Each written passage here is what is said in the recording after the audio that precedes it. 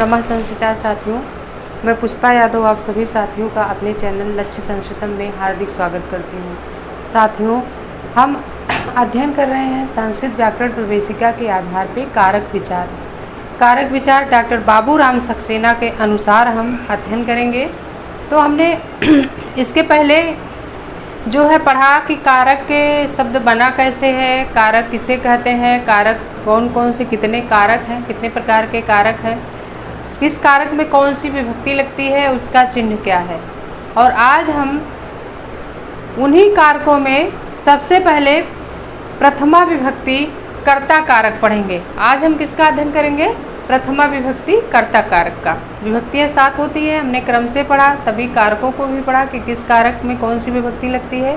तो आज हमारा पहला है प्रथमा विभक्ति कर्ता कारक। अब प्रथमा विभक्ति कहाँ कहाँ होती है हम उसको देख लेते हैं। तो संस्कृत व्याकरण प्रवेशिका साथियों आप निकाल लीजिए और पृष्ठ संख्या 176। पृष्ठ संख्या 176 पर लिखा है प्रातिपदिकार्थ लिंग परिमाण वचन मात्रे प्रथमा। सूत्र दिया है प्रातिपदिकार्थ लिंग परिमाण वचन मात्रे प्रथमा, यानी इसका अर्थ है प्रातिपदिक अर्थ में, लिंग अर्थ में, परिमाण अर्थ में और वचन अर्थ में प्रथमा विभक्ति का प्रयोग होता है। कहाँ कहाँ होता है इस चीज़ को ध्यान से समझिएगा। प्रातिपदिक अर्थ में प्रथमा होता है, लिंग अर्थ में प्रथमा होता है, परिमाण अर्थ में प्रथमा विभक्ति लगती है और वचन मात्रे यानी वचन में भी प्रथमा विभक्ति का प्रयोग होता है। अब प्रातिपदिक किसे कहते हैं, प्रातिपदिक का क्या अर्थ है, तो इसको हम पहले देख लेते हैं। प्रातिपदिक का मतलब होता है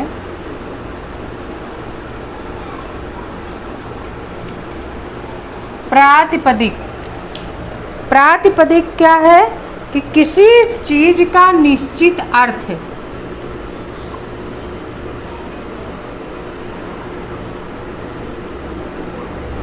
किसी चीज का निश्चित अर्थ, किसी चीज का निश्चित अर्थ जो है साथियों क्या होता है? प्रातिपदिक होता है। तो प्रातिपदिक में क्या होता है? प्रथमा। तो किसी चीज का निश्चित अर्थ क्या कहलाता है? प्रातिपदिक कहलाता है और प्रातिपदिक में प्रथमा विभक्ति लगती है। प्रातिपदिक में कौन सी विभक्ति लगती है? प्रथमा लगती है।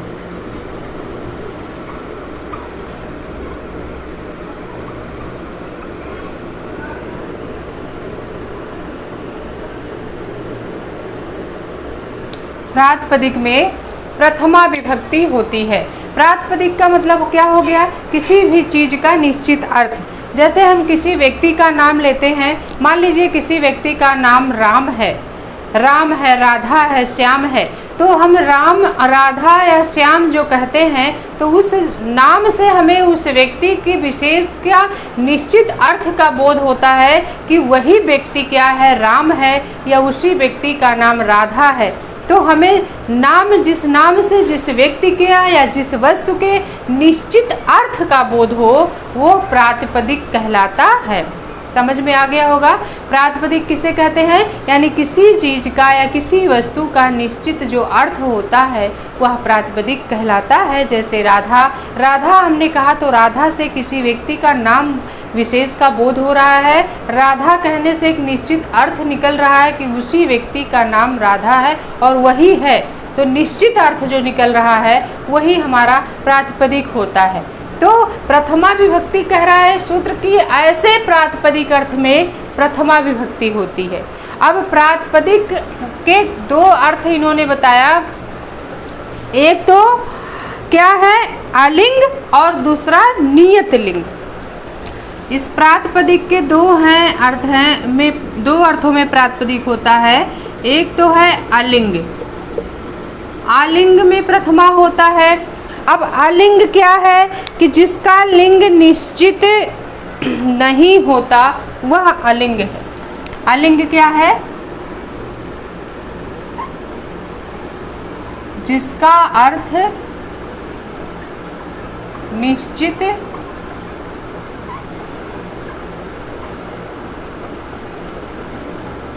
नहीं होता है। जिसका अर्थ निश्चित नहीं होता वह अलिंग है।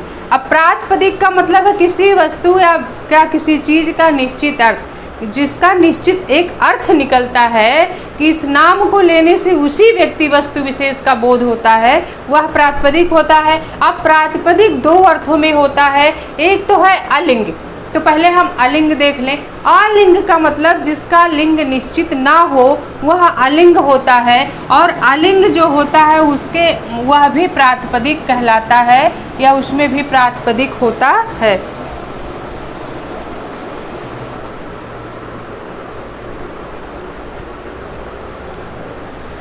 अब अलिंग में क्या उदाहरण इन्होंने दिया है? अलिंग में जैसे उदाहरण इन्होंने दिया है उच्चई और नीचई, दो उदाहरण इन्होंने दिया है, एक उच्चई और दूसरा नीचई या कहिए निच्चई, ऊंचाई और निच्चई। ये ऊंचाई और निच्चई क्या है? ये अव्यय हैं। क्या है? अव्यय हैं।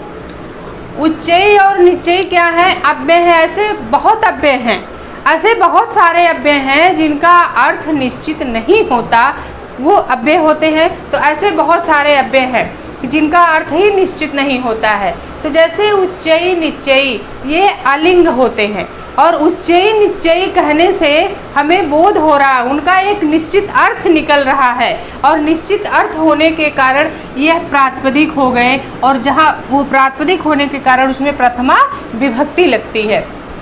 तो उनने उच्चई निच्चई ये अव्यय है, और अव्यय होने के कारण ये प्रातिपदिक हैं क्योंकि इनका निश्चित अर्थ नहीं है। अव्यय का कोई निश्चित अर्थ नहीं होता, कोई लिंग नहीं होता है, तो ये जो होते हैं क्या कहलाते हैं? अव्यय कहलाते हैं, और ये अलिंग मात्र के उदाहरण हैं। अलिंग यानी जिसका लिंग ही निश्चित ना हो वो अलिंग है, और ऐसे अलिंग में सभी अव्यय आ जाते हैं। तो जैसे इसमें दो उदाहरण ला के रखा है उच्चई निच्चई, तो इसका अर्थ उच्चई निच्चई का निश्चित नहीं है,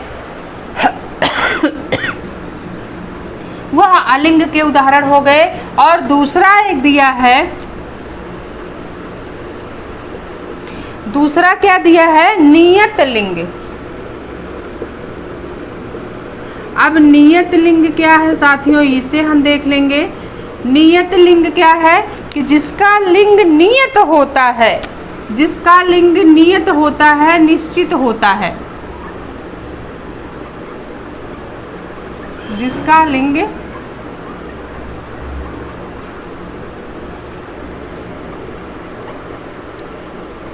निश्चित होता है,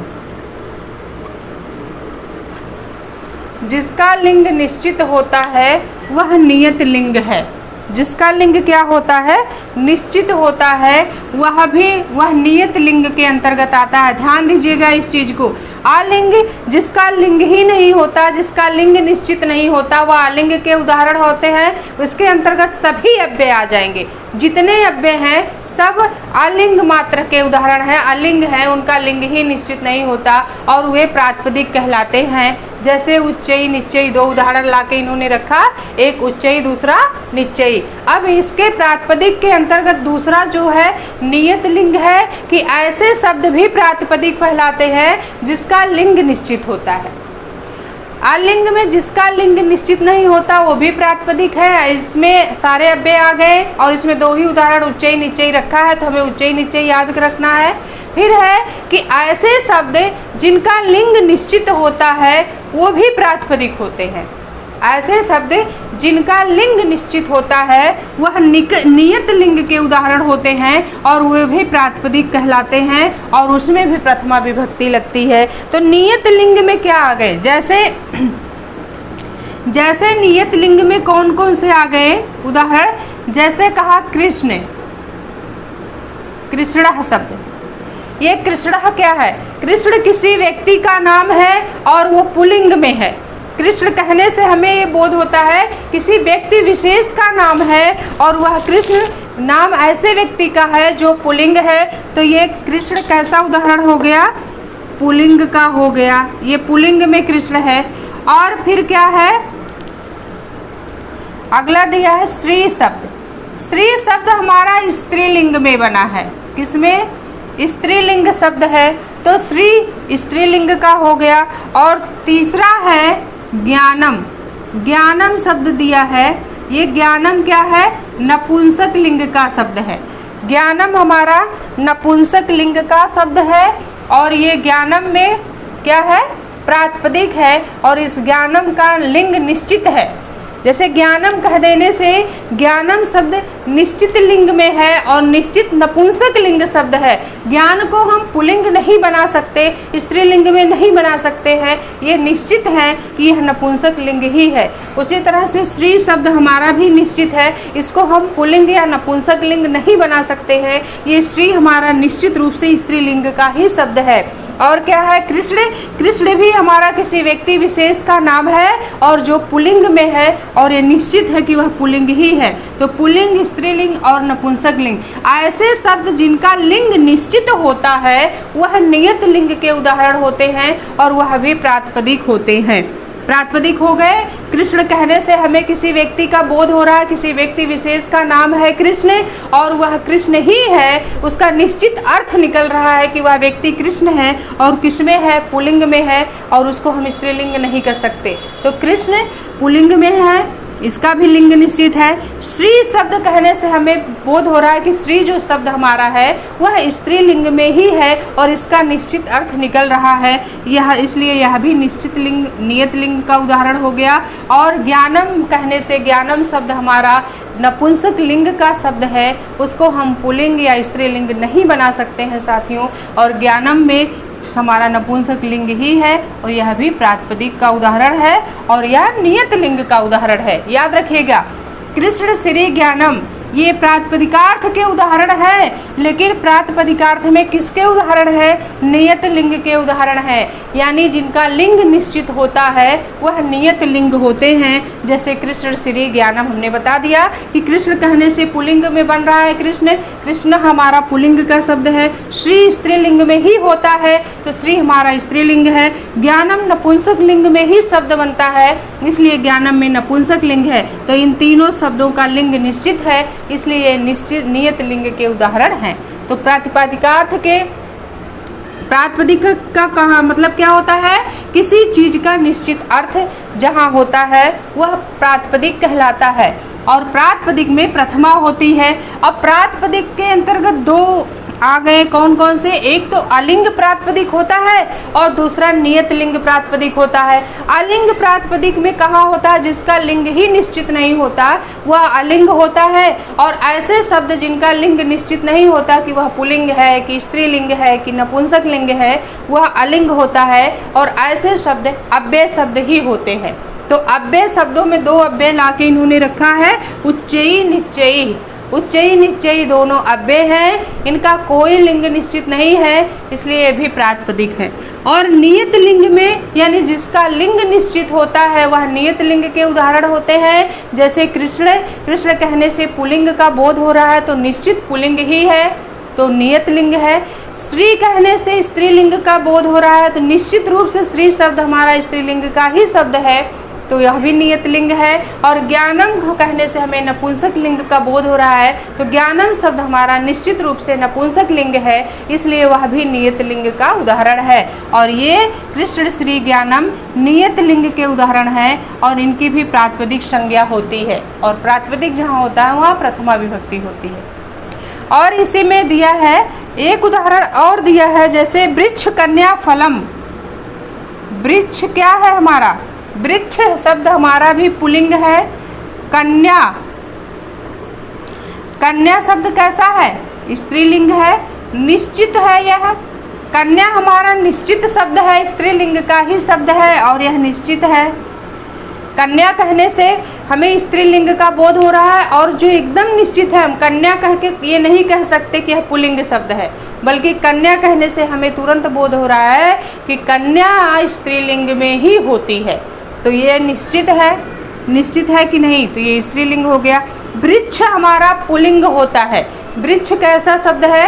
वृक्ष पुल्लिंग में होता है, तो वृक्ष पुल्लिंग का उदाहरण हुआ, ये भी नियत लिंग का उदाहरण हो गया। और फलम जो फल होता है, फल जो है नपुंसक लिंग में होता है, फल नपुंसक लिंग में होता है। फलम कहने से निश्चित रूप से वह नपुंसक लिंग ही है, ऐसा हमें बोध हो रहा है, इसलिए फलम शब्द हमारा नपुंसक लिंग में आ जाता है, तो यह भी नियत लिंग का उदाहरण है। तो दो उदाहरण हमें बाबूराम सक्सेना में मिले, एक तो कृष्ण श्री ज्ञानम और दूसरा वृक्ष कन्या फलम।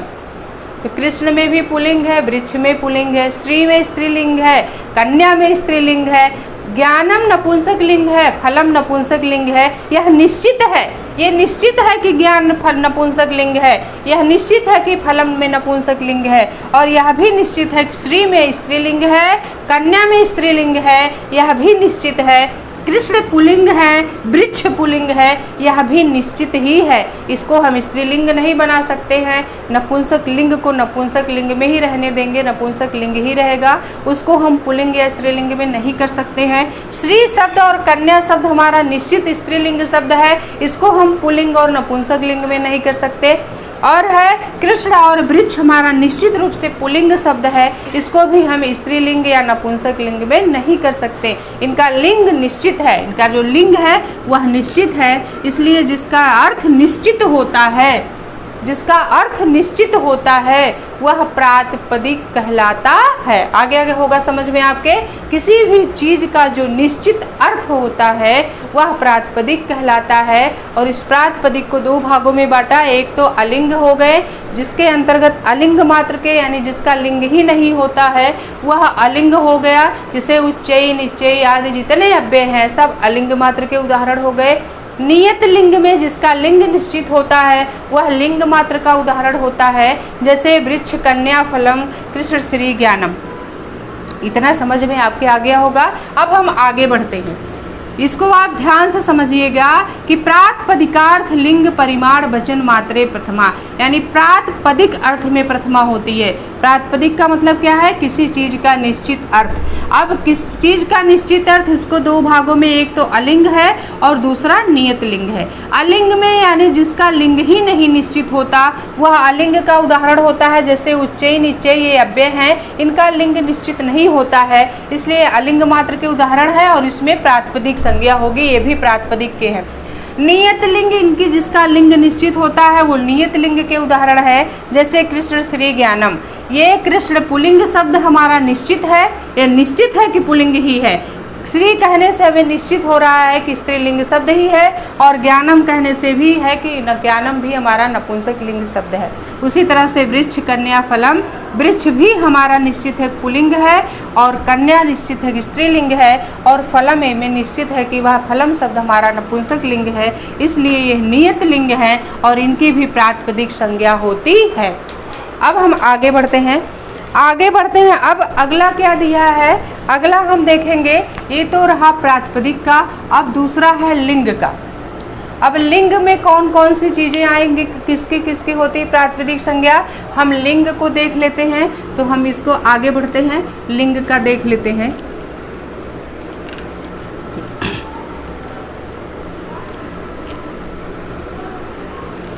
ये तो रहा प्रातिपदिक का अर्थ हो गया किसी चीज का निश्चित अर्थ है। अब जिसका निश्चित अर्थ निश्चित होता है वो प्रातिपदिक कहलाता है। अब इस प्रातिपदिक में जैसे एक तो अनियत लिंग हो गया, दूसरा नियत लिंग हो गया। अनियत लिंग में सभी अव्यय शब्द जो होते हैं वो अनियत लिंगी होते हैं, उनका लिंग निश्चित नहीं होता है। और इसके अंतर्गत दो शब्द इन्होंने रखा है, उच्चई निश्चय, इतना याद रखिएगा। उच्चई निश्चय की प्रातिपदिक संज्ञा होती है और वह अनियत लिंग के उदाहरण, अलिंग के उदाहरण है। और दूसरा है नियत लिंग, यानी जिसका लिंग निश्चित होता है वो लिंग मात्र के उदाहरण, जिसका लिंग निश्चित होता है वो नियत लिंग के उदाहरण, जैसे वृक्ष कन्या फलम कृष्ण श्री ज्ञानम। अब हमारा दूसरा है लिंग। हम अब लिंग को देखेंगे। लिंग का क्या मतलब है? लिंग मात्र में भी प्रथमा होती है, लिंग। अब लिंग क्या है? ऐसे शब्द जिनके लिंग निश्चित नहीं होते हैं, अनियत लिंगी होते हैं। इसको ध्यान से समझिएगा। ऐसे शब्द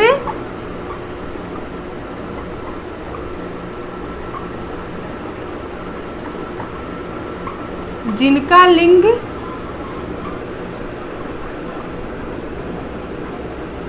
निश्चित नहीं होते,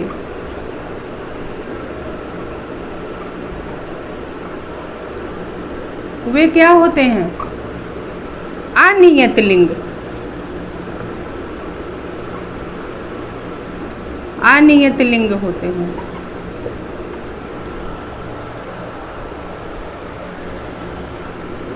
अनियत लिंग होते हैं। ऐसे शब्द जिनका लिंग निश्चित नहीं होते हैं वे अनियत लिंग होते हैं और वह लिंग मात्र का उदाहरण है। और वह क्या होता है? और वह लिंग मात्र का उदाहरण है।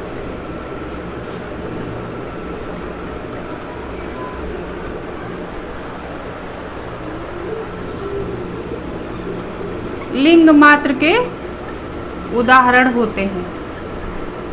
कंफ्यूज मत होइएगा साथियों। अभी हमने पढ़ाया कि जिनका लिंग निश्चित होता है वह नियत लिंग होते हैं।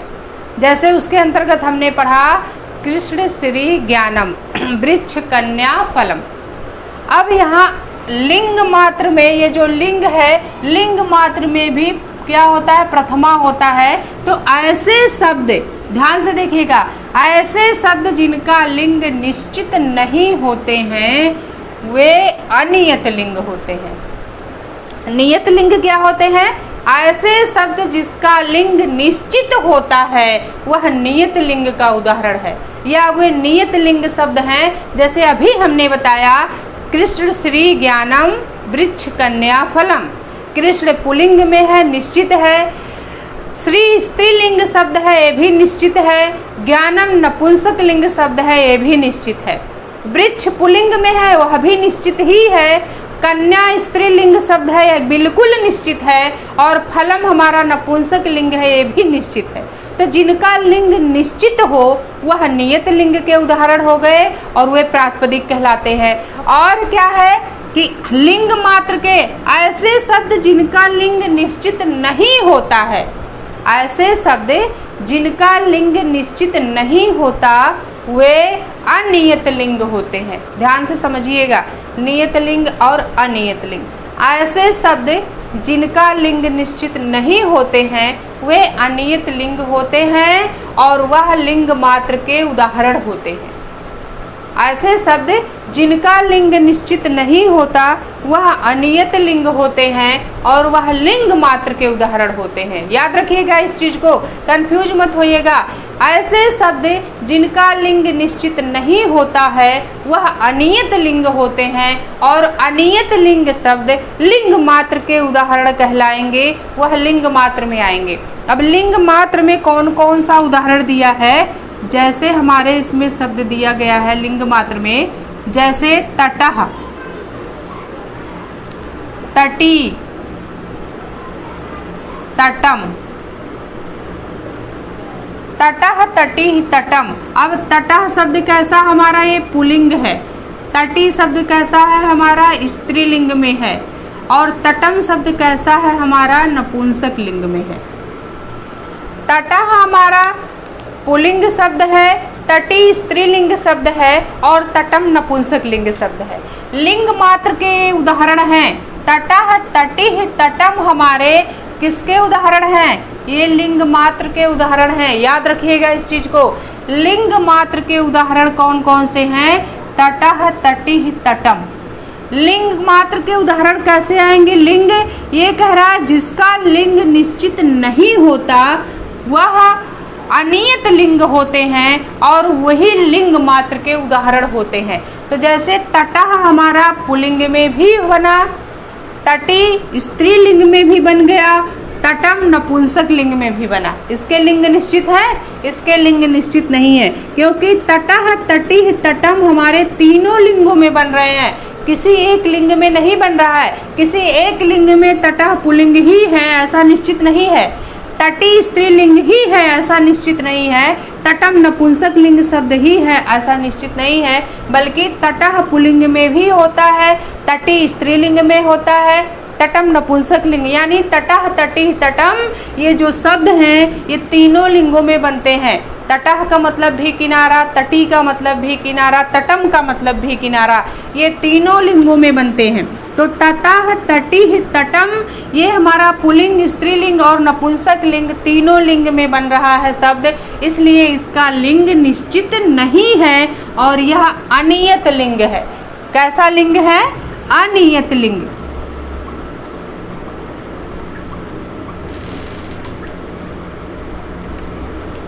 ये हमारा अनियत लिंग के उदाहरण हैं, यानी जिनका लिंग निश्चित ना हो वह अनियत लिंग होते हैं और वही लिंग मात्र के उदाहरण होते हैं।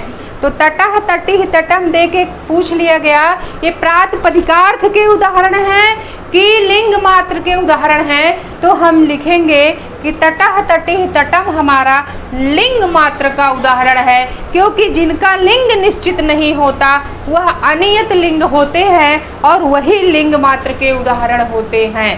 तो ये लिंग का उदाहरण है क्योंकि इनका लिंग ही निश्चित नहीं है, इनका लिंग निश्चित नहीं है और इसलिए इसमें कौन सा है? प्रथमा विभक्ति का प्रयोग होता है और ये अनियत लिंग होते हैं, इसलिए हमने लिख दिया यहाँ कि ये अनियत लिंग होते हैं। प्रातिपदिकार्थ जिनका लिंग निश्चित होता है, वो जिस चीज या जिस वस्तु का निश्चित अर्थ होता है वह प्रातिपदिक होते हैं। तो प्रातिपदिक के दो उदाहरण हमने दो जगह प्रातिपदिक होता है, एक कहाँ होता है कि अलिंग में, जिसका लिंग ही निश्चित नहीं होता वह अलिंग है, जैसे द्रोणो जैसे उच्चई निश्चयी जितने अव्यय हैं ये अलिंग के उदाहरण हैं। फिर नियत लिंग हमने बताया प्रातिपदिक में, दूसरा नियत लिंग। नियत लिंग में जिसका लिंग निश्चित हो वह नियत लिंग होता है, जैसे कृष्ण श्री ज्ञानम। कृष्ण हमारा पुल्लिंग निश्चित है, श्री हमारा स्त्रीलिंग में है निश्चित है, ज्ञानम शब्द हमारा नपुंसक लिंग में यह भी निश्चित है, यानी जिसका लिंग निश्चित होता है वह नियत लिंग है। इसके अंतर्गत उदाहरण मिला कृष्ण श्री ज्ञानम वृक्ष कन्या फलम। अब अगला है लिंग मात्र में कहाँ प्रथमा होती है, तो लिंग मात्रे यहाँ प्रथमा लिखा है ना, प्रातिपदिकार्थ मात्रे प्रथमा, लिंग मात्रे प्रथमा, परिमाण मात्रे प्रथमा, वचन मात्रे प्रथमा। ऐसे पढ़िए तब समझ में आएगा। प्रातिपदिकार्थ मात्रे प्रथमा विभक्ति, लिंग मात्रे प्रथमा विभक्ति, परिमाण मात्रे प्रथमा विभक्ति, वचन मात्रे प्रथमा विभक्ति, यानी इतनी जगह प्रथमा होती है। पहला प्रातिपदिकार्थ में प्रथमा होती है, दूसरा ये हमारा क्या है? लिंग, लिंग मात्र में प्रथमा होती है। फिर तीसरा क्या है? परिमाण है, परिमाण मात्र में प्रथमा होता है और वचन मात्रे प्रथमा। मात्रे शब्द जोड़ते जाइए सब में, प्रातिपदिकार्थ मात्रे प्रथमा, लिंग मात्रे प्रथमा, परिमाण मात्रे प्रथमा, वचन मात्रे प्रथमा। प्रातिपदिकार्थ में उच्चई निश्चयी हुआ जो अलिंग का उदाहरण है और नियत लिंग का कृष्ण श्री ज्ञानम वृक्ष कन्या फलम, तो वहाँ प्रथमा होगा। अब दूसरा क्या है? लिंग। ऐसे शब्द जिनका लिंग निश्चित नहीं होता वह अलिंग अनियत लिंग होते हैं और ये लिंग मात्र के उदाहरण होते हैं। लिंग मात्र के उदाहरण है, याद रखिएगा, ध्यान से अपने नोट्स में लिखते जाइएगा आप लोग। नियत लिंग के उदाहरण क्या हैं? अनियत लिंग के कि तटः तटिः तटम, ये जो है लिंग मात्र के उदाहरण है और ये अनियत लिंग हैं। याद रखिएगा, यह तटः तटिः तटम लिंग मात्र के उदाहरण तो हैं लेकिन ये अनियत लिंग है। अनियत लिंग यानी जिनका लिंग ही निश्चित ना हो वह अनियत है। यानी तटः पुल्लिंग में अगर बना है तो तटी बन के स्त्रीलिंग में भी बन गया और तटम बन के नपुंसक लिंग में भी बन गया। अब इसका लिंग निश्चित है, यानी एक बार वो पुल्लिंग में भी बन रहा है, स्त्रीलिंग में भी बन रहा है, नपुंसक लिंग में भी बन रहा है, तीनों लिंगों में बन रहे हैं, इसलिए इनका लिंग निश्चित नहीं है। तो ये किसके उदाहरण हो गए? लिंग मात्र के उदाहरण हो गए। याद रखिएगा इस चीज को, ये किसके उदाहरण हो गए? लिंग मात्र के उदाहरण हो गए। और ये शब्द कैसे हैं? अनियत लिंग शब्द हैं। यहाँ हम लिख देते हैं समझने के लिए, अनियत लिंग शब्द हैं। ये कैसे शब्द हैं? अनियत लिंग शब्द है, यानी इनका लिंग ही निश्चित है। आप देख के बता सकते हैं इनका लिंग कहाँ निश्चित है। तटः पुल्लिंग में भी बना, तटी बन गया तो स्त्रीलिंग हो गया, तटम बन गया तो नपुंसक लिंग हो गया। तो कहाँ इसका लिंग निश्चित हो? तो तीनों लिंगों में चल रहे हैं। जब ये तीनों लिंगों में चल रहे हैं साथियों, तो अनियत लिंग शब्द है। और अनियत लिंग शब्द ये जो हैं, ये किसके उदाहरण हो गए? लिंग मात्र के उदाहरण है। इतना आ गया समझ में। अब हम देखेंगे परिमाण मात्रे प्रथमा। परिमाण मात्रे, परिमाण। अब परिमाण में क्या है? परिमाण का मतलब क्या होता है? यह एक पैमाना है। परिमाण यानी मापक, मात्रा का बोध। परिमाण का मतलब क्या होता है? पैमाना है, यह एक मापक होता है जिसे कहते हैं मात्रा। तो मात्रा का बोध कराने वाले मात्रावाची शब्द जो होते हैं वो कैसे होते हैं? प्रथमा में होते हैं। परिमाण का बोध कराने वाले या मात्रा का बोध कराने वाले ऐसे मात्रकवाची जो शब्द हैं वो प्रथमा में प्रयोग किए जाते हैं, उसमें प्रथमा विभक्ति लगती है। यहाँ लिख दे रहे हैं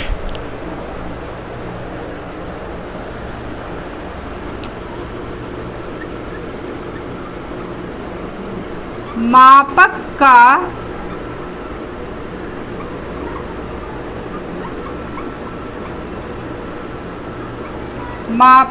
बोध कराने वाले मापकवाची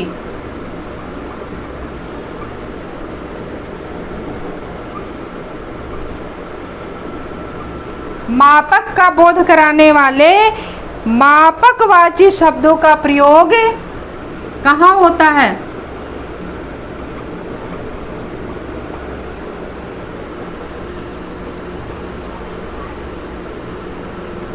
प्रथमा में होता है।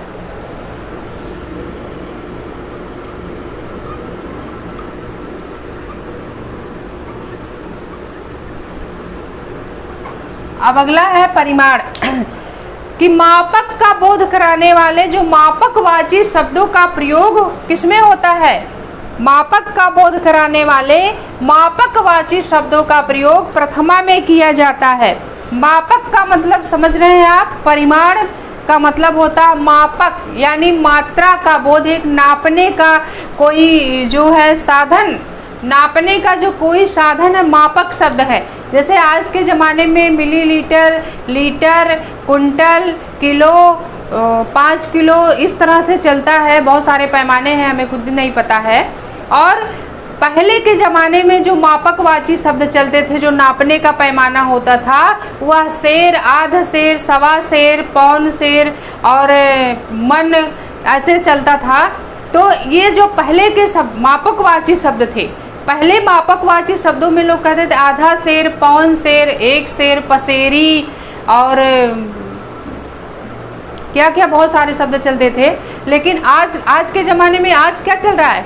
किलो, प्रति किलो, 2 किलो, 4 किलो, 5 किलो, पाव, 500 ग्राम, 250 ग्राम, मिलीग्राम, इस तरह से आज के मापकवाची शब्द हैं। तो मापक का बोध कराने वाले जो मापकवाची शब्द होते हैं उसमें भी प्रथमा का प्रयोग किया जाता है। जैसे इसमें दिया हुआ उदाहरण हमारा है, जैसे क्या है? जैसे है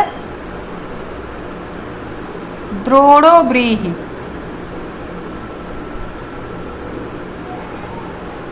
द्रोणोव्रीहि शब्द है। अब द्रोणोव्रीहि का मतलब क्या हो गया? इसमें मापकवाची जो शब्द हमारा है वो क्या है? द्रोणो है। द्रोणो का मतलब द्रोणाचार्य, गुरु द्रोणाचार्य मत समझिएगा। द्रोणो पहले के जमाने का कोई मापकवाची शब्द था और जिसका मतलब होता है आधा सेर, पौन सेर या पसेरी, जो भी होता हो।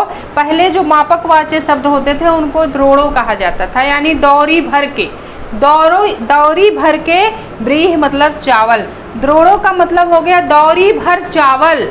दौरी भर चावल में अब जितना चावल आ जाए, चाहे 1 पसेरी, आधा पसेरी, 1.5 पसेरी, जो भी आ जाए, वो दौरी भर चावल। ब्रीह का मतलब होता है चावल और द्रोड़ो का मतलब होता है दौरी भर। ये द्रोड़ो शब्द हमारा मापकवाची शब्द है, ध्यान दीजिएगा। द्रोड़ो शब्द हमारा ये मापकवाची शब्द है, और मापकवाची शब्द में कौन सा विभक्ति लगेगी? प्रथमा लगेगी। और ये प्रातिपदिक मापकवाची शब्द में क्या हो गया है? प्रथमा हो गया है। और ब्रीही शब्द जो हमारा है, ब्रीही शब्द क्या है? चावल है। अब ब्रीही शब्द से बोध हो रहा है कि ब्रीही का मतलब चावल है, और चावल एक निश्चित अर्थ का बोध करा रहा है। चावल कहने से हमको चावल का अर्थ, निश्चित अर्थ पता चल रहा है ना कि यही चावल है, चावल के सिवा यह और कुछ नहीं है, उसका निश्चित अर्थ हमें पता चल रहा है। इसलिए ये जो ब्रीही शब्द है इसमें भी प्रथमा हुई है, लेकिन किस अर्थ में प्रथमा हुई है? प्रातिपदिकार्थ अर्थ में। ब्रीही हमारा प्रातिपदिक शब्द है। ब्रीही कैसा शब्द है? प्रातिपदिक शब्द है, और इस प्रातिपदिक होने के कारण इसमें प्रथमा हुई है। और द्रोड़ो हमारा कैसा शब्द है? परिमाणवाचक शब्द है, एक नापने का पैमाना है, मापकवाचक शब्द है। यानी दौरी भर चावल कह लीजिए, या आधा सेर चावल कह लीजिए, या 1 पसेरी चावल कह लीजिए, जो भी होता हो द्रोड़ो में कितना मतलब चावल, गेहूं, धान कितना आता है, वो एक पैमाना था द्रोड़ो का। यानी हम कहते हैं द्रोड़ो माने दौरी भर के, ब्रीह मतलब चावल, तो द्रोड़ो दौरी भर के, ब्रीह मतलब चावल। तो द्रोड़ो हमारा कैसा शब्द हो गया? परिमाणवाचक शब्द है, एक पैमाना है कि चावल जो है वह कितना है, तो द्रोड़ो है, यानी दौरी भर के है। और ब्रीह का मतलब होता है चावल, और चावल से हमें एक निश्चित अर्थ का बोध हो रहा है कि यह चावल ही है, तो ये प्रातिपदिक हो गया। ब्रीह कैसा हो गया? ब्रीह हमारा प्रातिपदिक हो गया, और द्रोड़ो हमारा परिमाणवाचक हो गया। तो द्रोड़ो में प्रथमा है परिमाणवाचक होने के कारण, और ब्रीही में भी प्रथमा विभक्ति लगी है प्रातिपदिक होने के कारण। याद रखिएगा इस चीज को, कभी कभी पूछ लेता है द्रोड़ो में प्रथमा किस अर्थ में है, तो परिमाण अर्थ में है। परिमाण अर्थ में प्रथमा द्रोड़ो में है, और पूछ लेता है ब्रीही में प्रथमा किस अर्थ में है, तो प्रातिपदिक अर्थ में ब्रीही में प्रथमा है। साथियों इस चीज को आप याद रखिएगा। द्रोड़ो ब्रीही प्रस्थ, और एक और उदाहरण मिलता है प्रस्थो ब्रीही। द्रोड़ो ब्रीही प्रस्थो ब्रीही। प्रस्थो शब्द भी पैमाना है, इसका मतलब भी 1 पसेरी, आधा सेर, 2 पसेरी, 1.5 पसेरी, जो भी होता होगा। ये भी प्रस्थो हमारा परिमाणवाचक शब्द है, मापकवाचक शब्द है। और ब्रीही का मतलब क्या होता है? चावल। ब्रीही का मतलब क्या होता है? चावल। द्रोड़ो भी ब्रीही कहेंगे दौरी भर के चावल, दौरी भर चावल इसका अर्थ हो जाएगा। और प्रस्थो ब्रीही आधा सेर चावल, आधा सेर चावल। अब ये प्रस्थो हमारा कैसा शब्द है? परिमाणवाचक शब्द है। परिमाणवाचक शब्द होने के कारण प्रस्थो में प्रथमा हो गया, और द्रोड़ो भी हमारा परिमाणवाचक शब्द है, और द्रोड़ो में भी प्रथमा किस अर्थ में हुआ? परिमाण अर्थ में हुआ। ब्रीही शब्द हमारा प्रातिपदिक है, प्रातिपदिक होने के कारण भी इसमें प्रथमा हुई, और एक किस अर्थ में प्रथमा हुआ? याद रखिएगा, प्रातिपदिकार्थ अर्थ में प्रथमा, प्रातिपदिकार्थ अर्थ में प्रथमा। क्योंकि ब्रीही शब्द कहने से एक निश्चित अर्थ का बोध हो रहा है, इसलिए ये प्रातिपदिक संज्ञा हो गई इसकी। ब्रीही की कौन सी संज्ञा हुई? प्रातिपदिक संज्ञा हुई, और ये प्रातिपदिकार्थ अर्थ में ब्रीही में प्रथमा है। और द्रोड़ो और प्रस्थो हमारा मापकवाचक शब्द है, और ये मापकवाचक परिमाणवाचक शब्द होने के कारण इसमें प्रथमा है। इस चीज़ को आपको याद रखना पड़ेगा। द्रोड़ो और प्रस्थो मापक का बोध करा रहे हैं, एक पैमाना है, नापने का कोई पैमाना है, और इस पैमाने का नापने का जो बोध करा रहे हैं, इसलिए इसमें प्रथमा हुआ। और ब्रीही शब्द हमारा प्रातिपदिक है, क्योंकि ब्रीही से एक निश्चित अर्थ का बोध हो रहा है, यानी ब्रीही का मतलब चावल हो गया, और ये निश्चित अर्थ का बोध करा रहा है, इसलिए ब्रीही हमारा प्रातिपदिक हो गया। तो द्रोड़ो ब्रीही प्रस्थो ब्रीही, दौरी भर चावल और आधा सेर चावल। यानी मापक का बोध कराने वाले जो मापकवाची शब्द हैं उनका प्रयोग प्रथमा में होता है। तो द्रोणों और प्रस्थों में ये मापकवाची दोनों शब्द हैं और इसमें प्रथमा है। व्रीहि में भी प्रथमा है। क्यों है कि क्योंकि व्रीहि हमारा प्रातिपदिक है और प्रातिपदिकार्थ में भी प्रथमा होती है। यहाँ दिया है ना, प्रातिपदिकार्थ में प्रथमा, लिंग मात्र में प्रथमा, परिमाण मात्र में प्रथमा। अब अगला है वचन मात्रे प्रथमा। एक और बचा है, इसको भी हम देख लेते हैं, वचन मात्रे प्रथमा। अब वचन मात्र का भी उदाहरण कौन कौन सा है, सबसे आसान है, हम वचन मात्र को भी देख लेते हैं।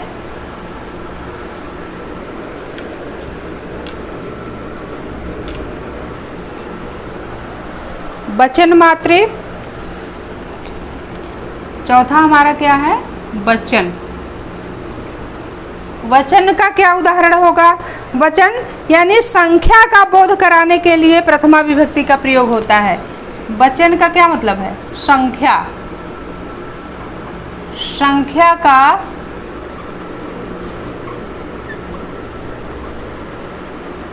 बोध कराने के लिए